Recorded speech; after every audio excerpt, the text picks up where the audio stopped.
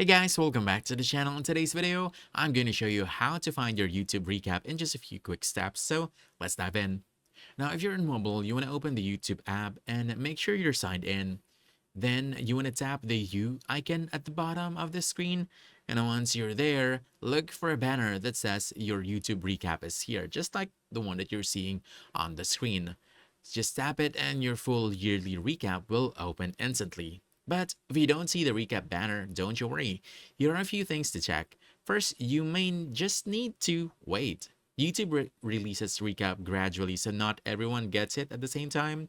Next, you want to make sure your watch history wasn't paused or set to auto delete because YouTube uses that data to generate the recap.